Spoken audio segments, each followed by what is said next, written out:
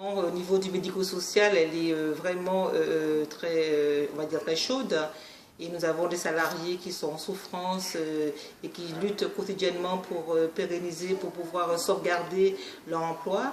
Nous avons notamment les salariés du CEPIOF.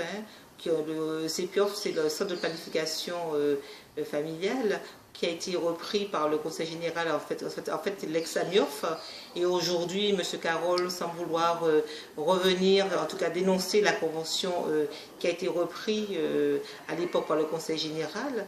Et il semblerait qu'il ne retrouverait pas des délibérations qui instaureraient les 40% des salariés. Mais nous disons qu'il est hors de question de revoir les contrats, hors de question d'envisager quelconque suppression d'acquis, d'accord, d'autant plus que tous les contrats, c'est bien précisé que tous les contrats seraient repris en l'état. Donc nous n'accepterons pas et nous ne cautionnerons pas aujourd'hui qu'il n'est même pas envisageable de pouvoir revoir les contrats des salariés.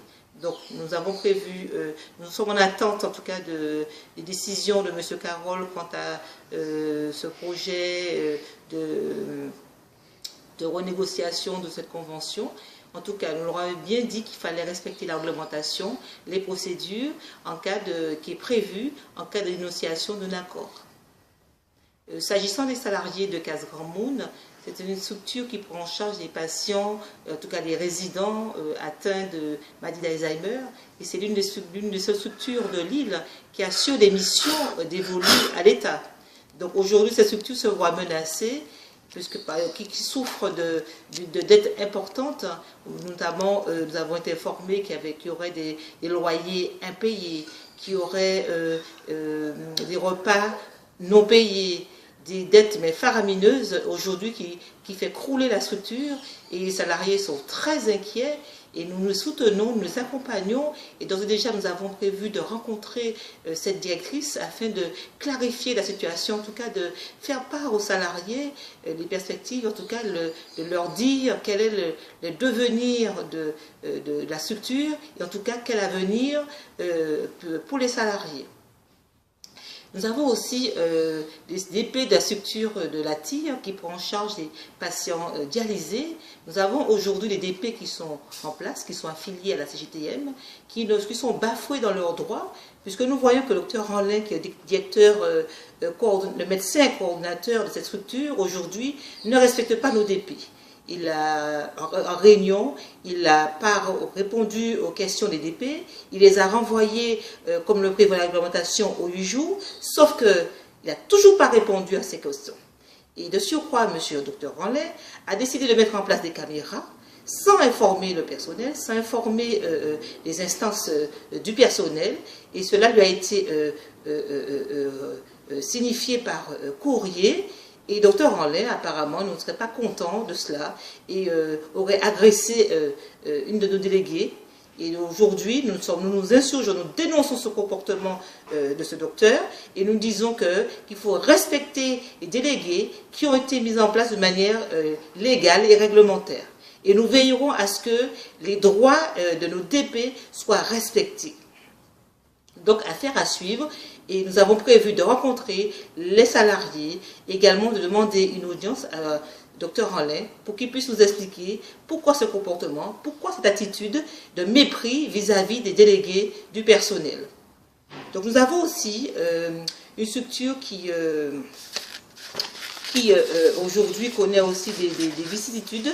Il s'agit du CMPP à l'Ouest, où nous avons des délégués aussi qui ont été installés de manière réglementaire légale et aujourd'hui qui sont en train de se battre pour le fractionnement des congés trimestriels.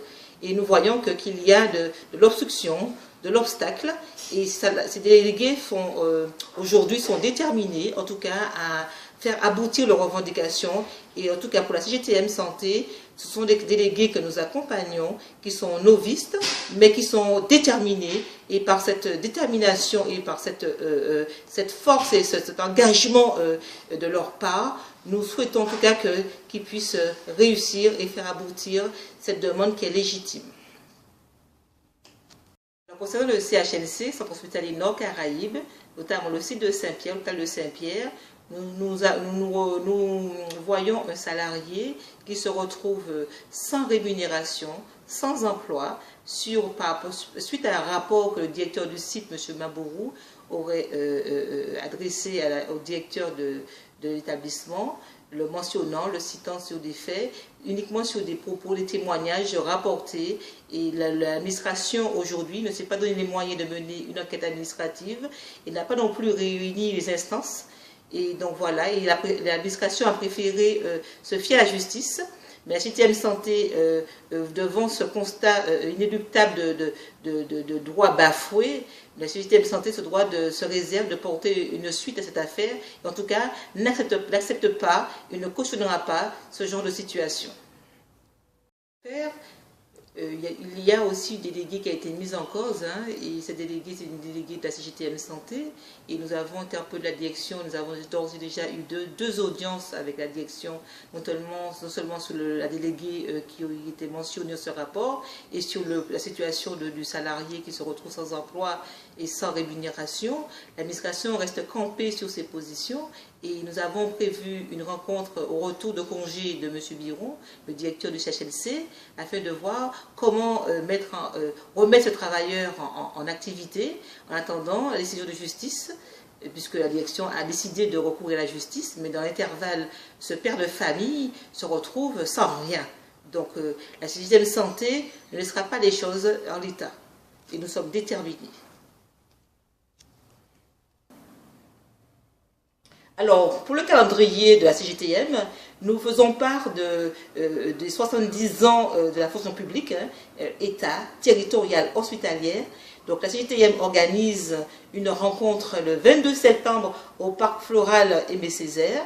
Donc ce sera l'occasion de venir échanger autour de thèmes, autour de sujets, notamment le pouvoir d'achat, les 40%, le transport, de nombreux thèmes qui concernent les 3 fonctions publiques. Et donc ce sera l'occasion aussi de partage. Nous aurons un moment convivial, il y aura des stands, etc. Donc ce moment, comment dirais-je, le public est intéressé principalement, tous les délégués militants et tous ceux qui s'intéressent aux questions de la fonction publique, des fonctions publiques.